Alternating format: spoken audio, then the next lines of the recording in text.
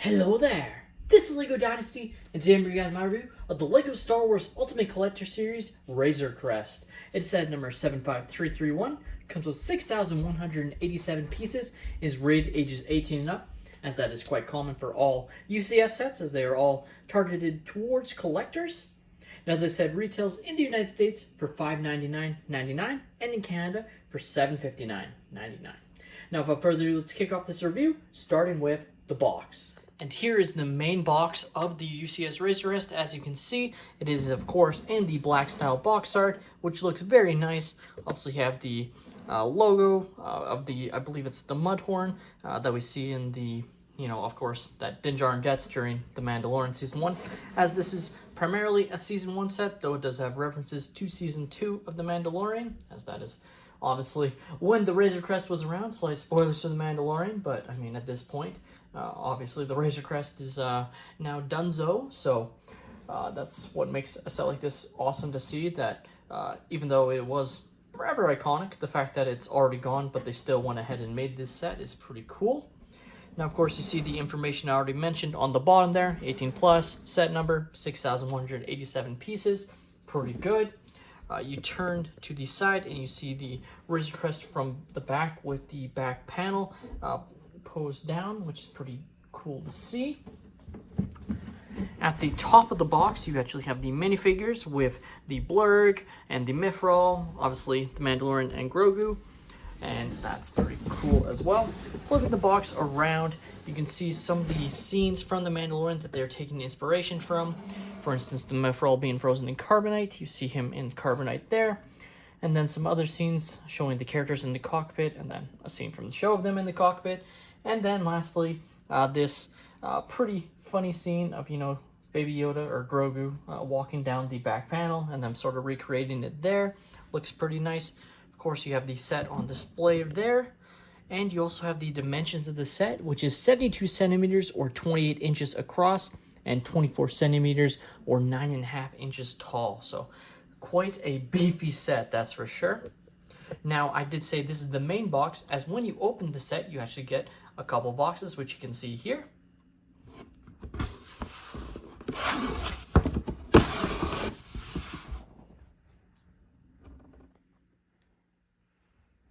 Just getting a even better look at the box art that's on here. Obviously taken from the concept art. I believe both of these images were actually seen at the end of the episodes from the show, so pretty cool that they incorporated it into the set, in my opinion. Looks very nice. Has this number, which I believe is just meant to represent the concept art shot number, I'm guessing.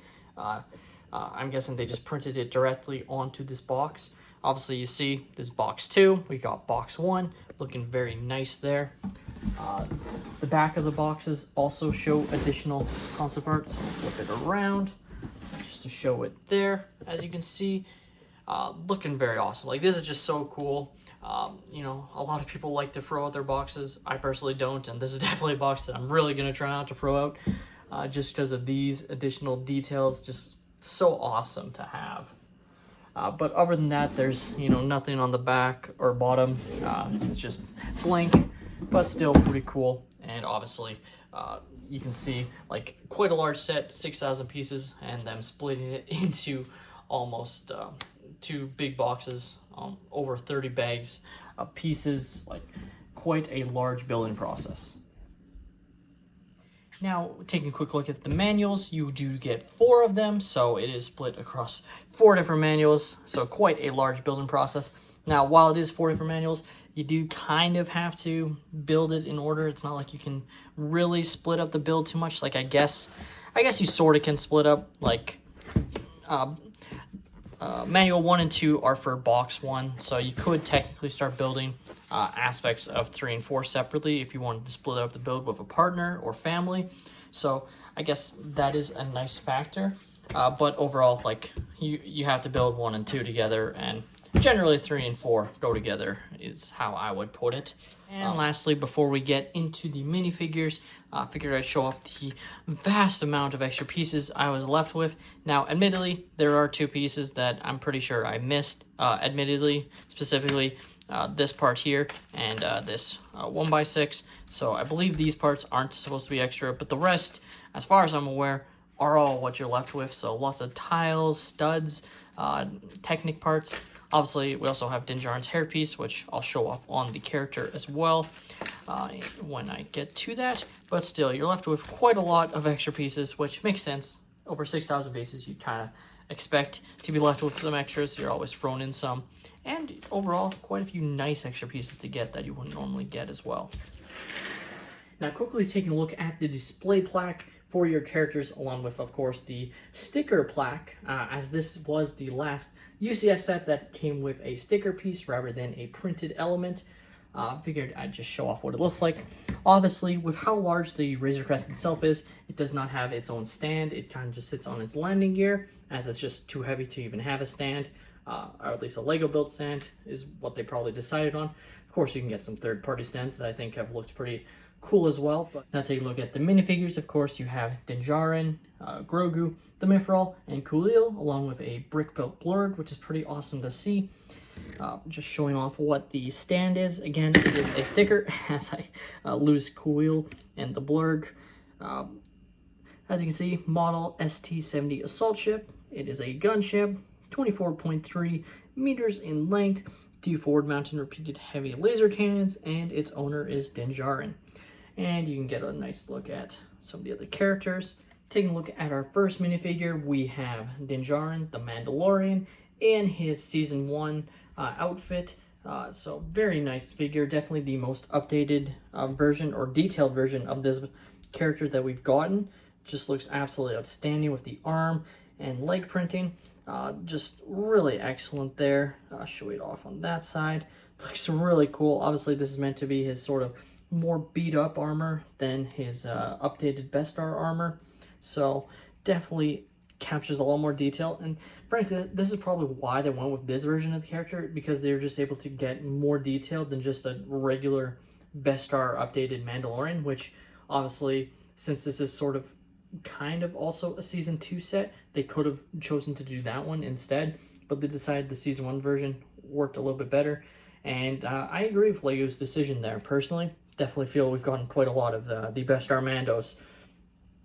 Now, he does have, of course, his weapon here, the disintegrator rifle. Now it is just a pistol with a lightsaber hilt, and then one of these sort of attacher parts to represent it, but I think it works pretty decently.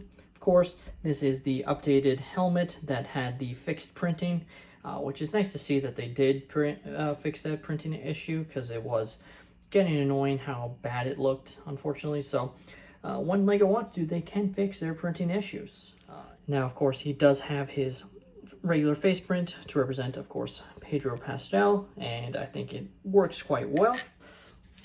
Now, like I did say, he does have a hairpiece included, which looks like this with him having the hairpiece. I think it works quite well.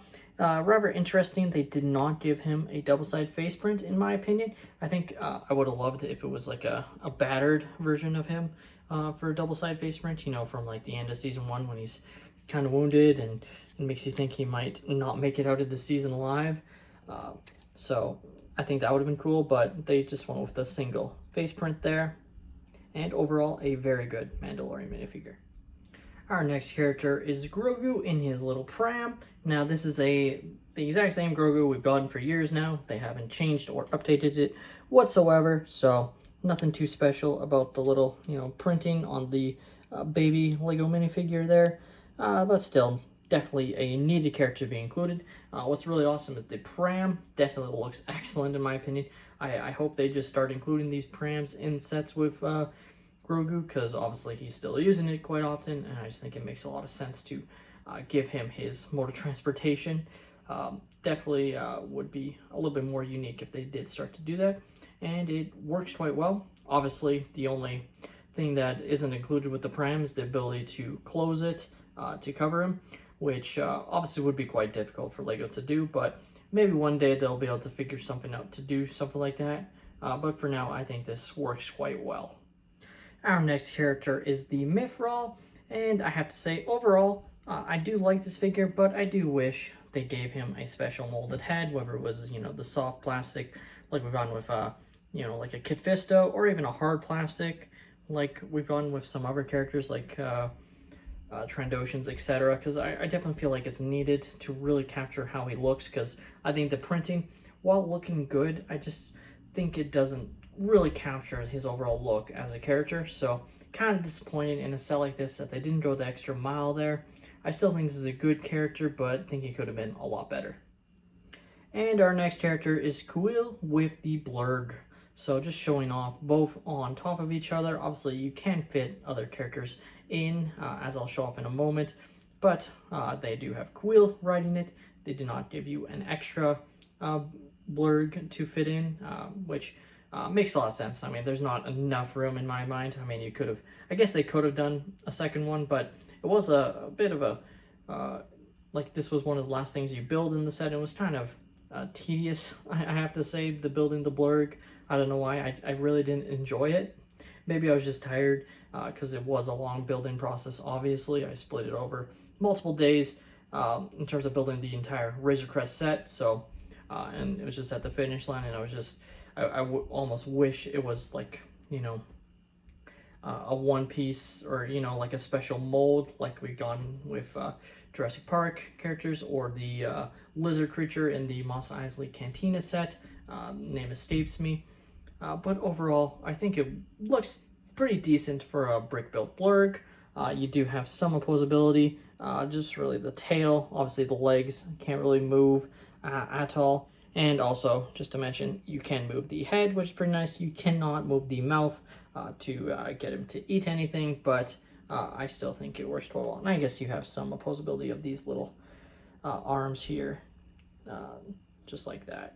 And here's Quill, and I really like this character. I think he, you know, when we got the leaked image of him, I thought he looked kind of derpy, especially compared to some of the other Lego Ugnaughts we've got in the past, but I've grown on it. It definitely is a bit more, like, I think it really captures his look quite well, so definitely grown on me, and I think he is a pretty good character. Also, he has his trusty tool wrench and a backpack, which you can, of course, pop off to reveal the back printing, which looks like that. So nice to have that back printing, like so.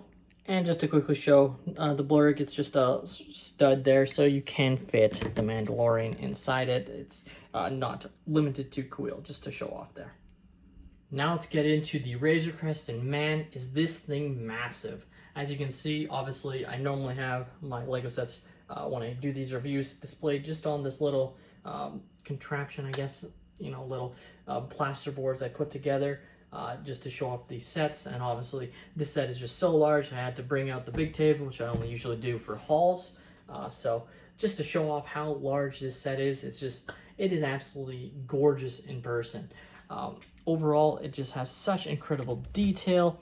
It just really looks imposing, and it's just awesome. Like, the designers really went out of their way to make a great set. And I think it really just shows a lot of like care and dedication, because I think this set it's near perfect UCS set. It might be my favorite over the UCS gunship, which is my personal favorite. Now, admittedly, I don't have all of my UCS sets built currently, such as the UCS Millennium Falcon or Star Destroyer, and then also have other sets like the UCS AT-AT, and obviously the recently released Venator that I do want to pick up.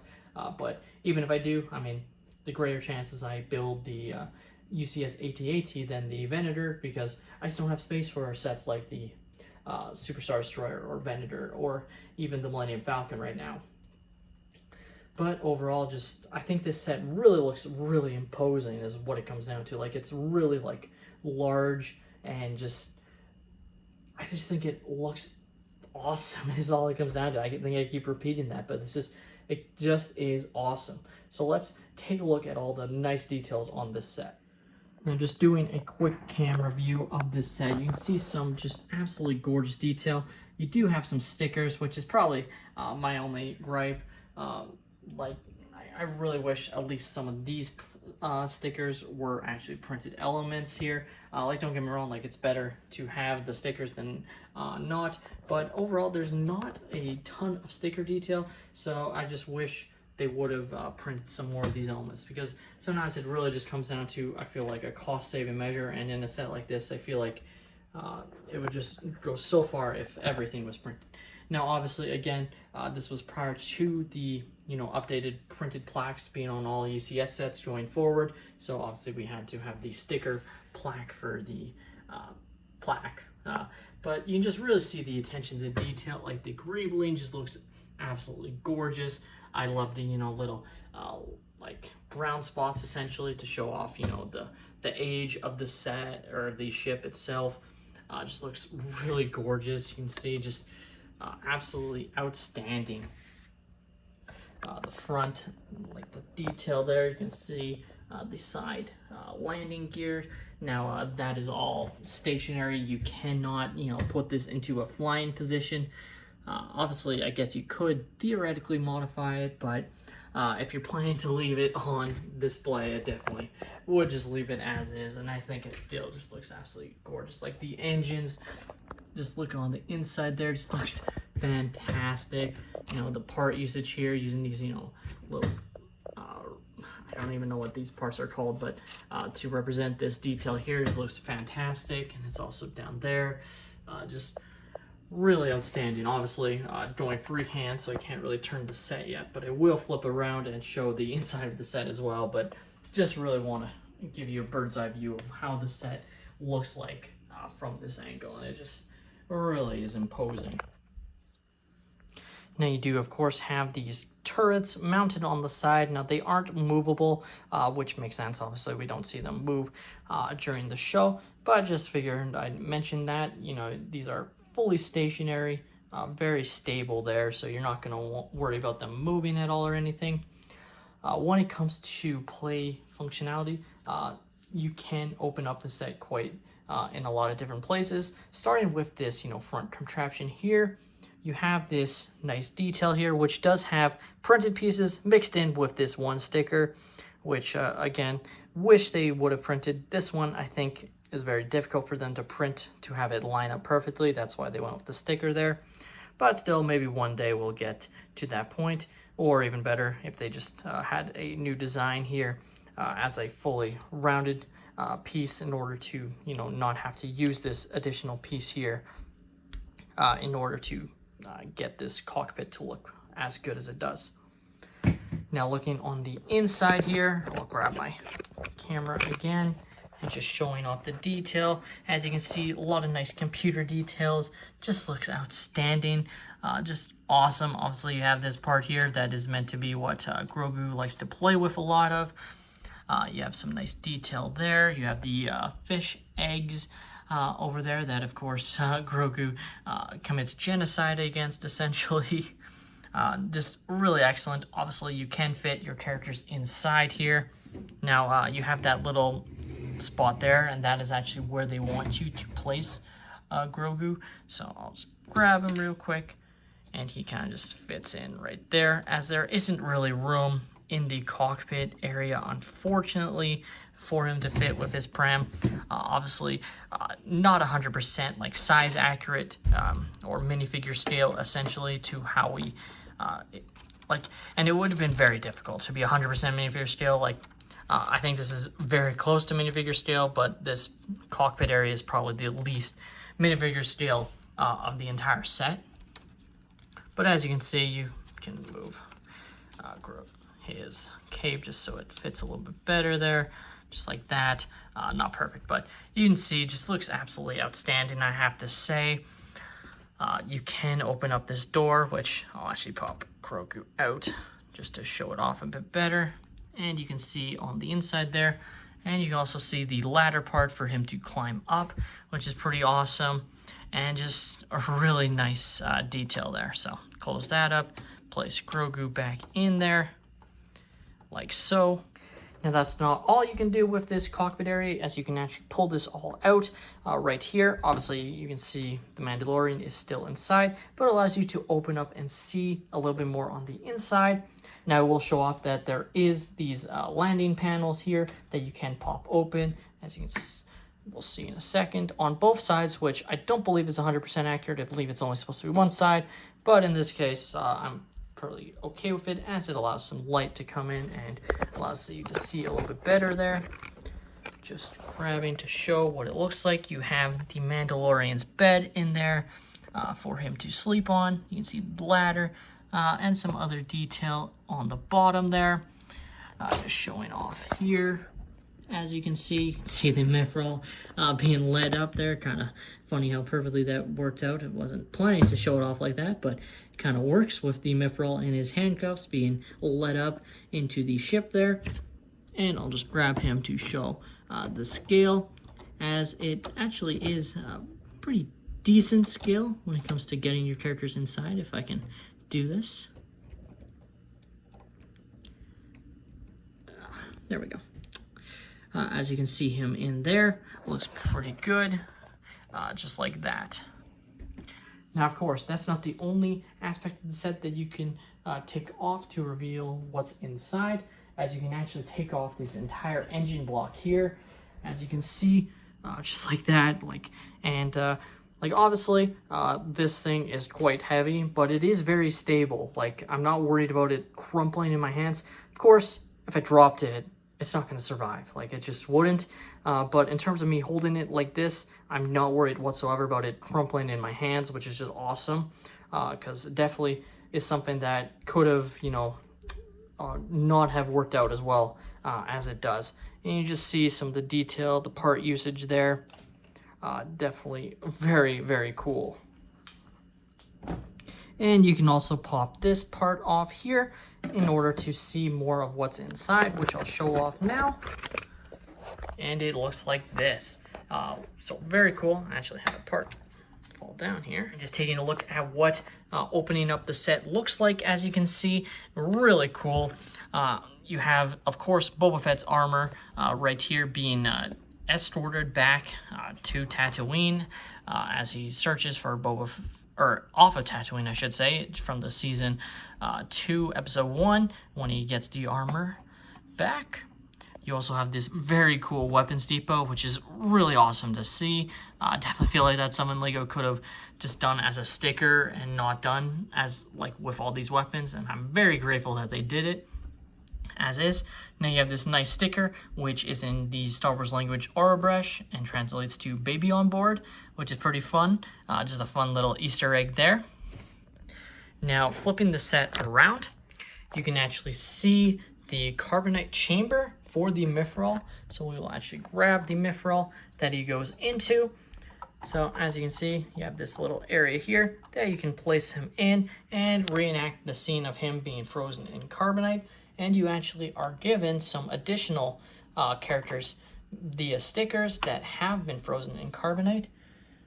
So we will just pop them off as is, as you can see, like so. So you have this humanoid character like that, being frozen in carbonite, and a pretty cool design of how they represent it. I think it looks pretty nice there. And he just fits back in. And then you also have this character here, also in frozen in carbonite. So really awesome to see them include these. Definitely, I believe in the show we actually see him with a lot more than the two, but just with the amount of space they had to have some limitations there, and I still am glad that they included at least those. Now the last aspect of the set that you can open up is this back panel here, as you can see as I drop it down, just like that. And you can reenact the scene of Grogu walking down. So we'll grab him from his pram here.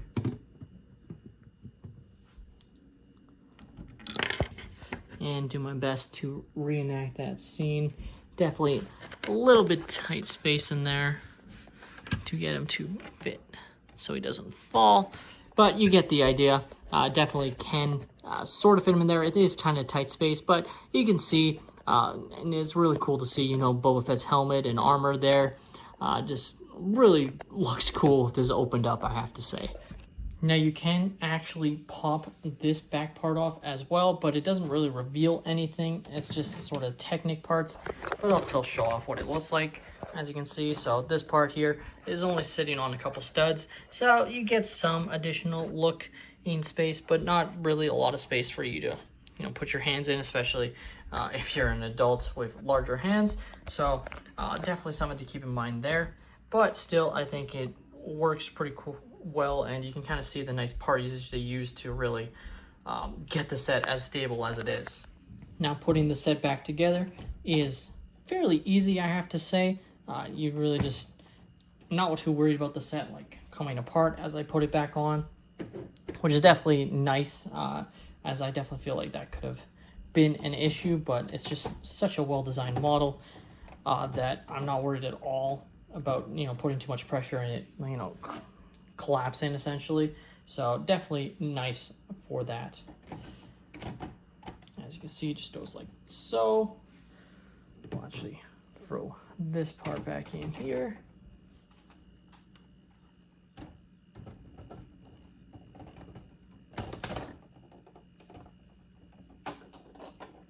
Now this has been the only part that I found comes off rather consistently when I place the set back on, specifically these engine parts, as you can see. So this part here, it just goes back on there, but it kind of, I have found it has come off decently often when I'm placing the set back together. So something to keep in mind there. Definitely not 100% perfect, but it's damn close, and at the end of the day, very easy fix there. It's not like a bunch of parts falling apart.